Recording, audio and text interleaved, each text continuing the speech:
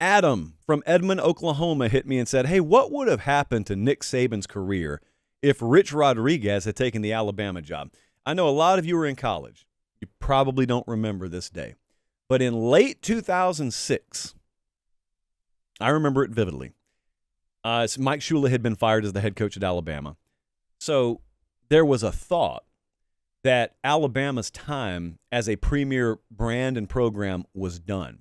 Okay, once ruled college football, but they got stuck on Bear Bryant for too long, and they had incestuous hiring practices, which is accurate, and they had faded. Kind of the way people talk about Nebraska now, they were talking about Alabama. Okay, so especially in the South, people wanted Alabama dead and buried.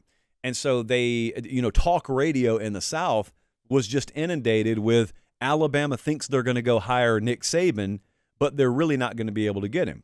So Alabama makes a run at Saban, who had left LSU, and he was 2 years into his career as the Dolphins head coach. And he turns them down. And he has his famous press conference. I'm not going to be the head coach at Alabama. That's early December. So then all of December goes by. It was the longest month in the history of Alabama. And you hear all these names, and I am not kidding you. Jim Grobe, who I think was the head coach at Wake Forest at the time. Jeff Tedford was at Cal. You had Rich Rodriguez, obviously, at West Virginia. He was tearing it up, but it was West Virginia, and people didn't know because they were in the Big East at the time, and people didn't know, would that translate to the SEC? Now, of course, this is the time where Urban Meyer has translated to the SEC fairly well, so their minds were eased a little bit on that front. Well, anyway, late December, they go and they announce, there's breaking news. Rich Rodriguez, head coach at West Virginia, has agreed to be the new head coach at Alabama. All right, so they wanted Saban, they didn't get him, but Rich Rod is still one of the hottest names. It would very much be like the Kalen DeBoer hire they just made. Only I would argue DeBoer probably thought of a little bit higher nationally, but it would be comparable. Of a name a little outside the box, no ties to Alabama.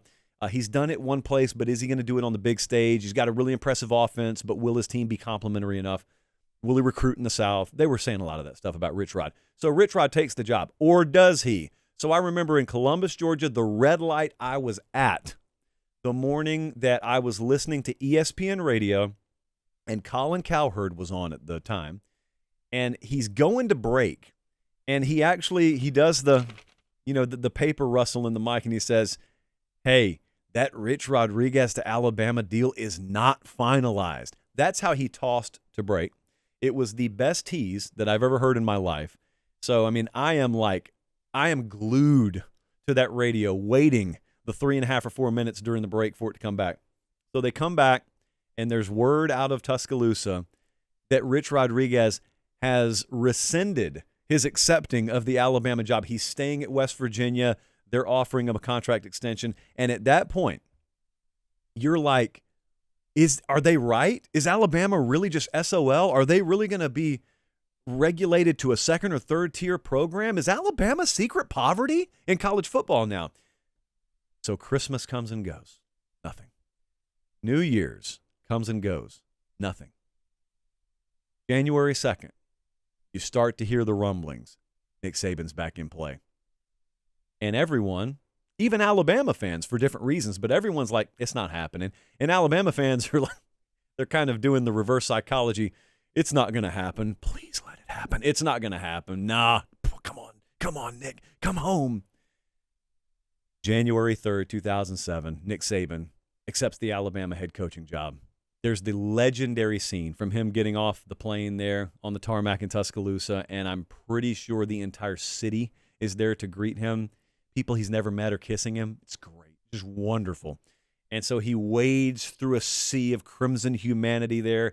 And he has a police escort that would be very similar to what the President of the United States would have if he visited Tuscaloosa. And he makes his way down University Boulevard over to the Malmore Athletic Facility, which may or may not have been named that at the time. Malmore has since passed on. That's the AD who went and got Nick Saban. So he's a forever legend at Alabama. And everything changed in college football that day. But what if it didn't happen? What if Rich Rod took the job is the question. Well, I think Saban would have come back to college football. But let me entertain something for just a second. He may have just stayed in the NFL. I think one of the biggest myths that people tell about the history of football in this country is Nick Saban was a failure in the NFL. Like, think in your mind right now. You probably think this. When you say Nick Saban, NFL, tell me the story. You say, oh, man, he flamed out in the NFL. He didn't.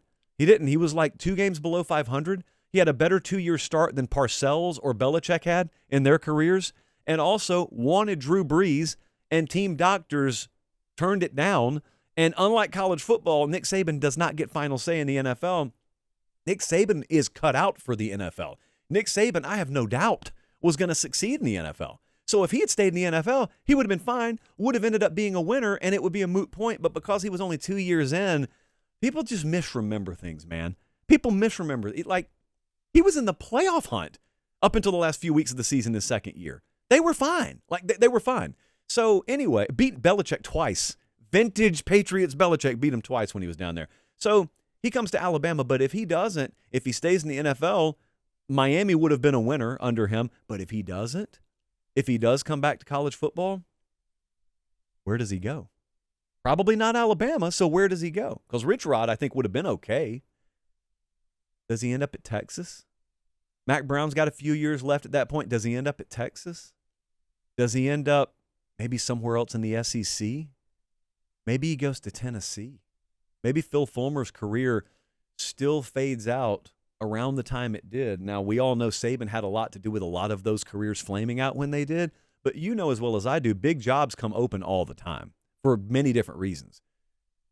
So who's to say that he wouldn't just have taken another big-time job and done everything there that he ended up doing at Alabama? Because I'm a believer there's several programs out there that he could have done with what he did with Alabama. Not 50 of them, but there are several of them. And I just wonder where he would have wound up. Where at Auburn? Maybe he winds up at Auburn. Can you imagine the shiver that goes up the spine of an Alabama listener when I even suggest that?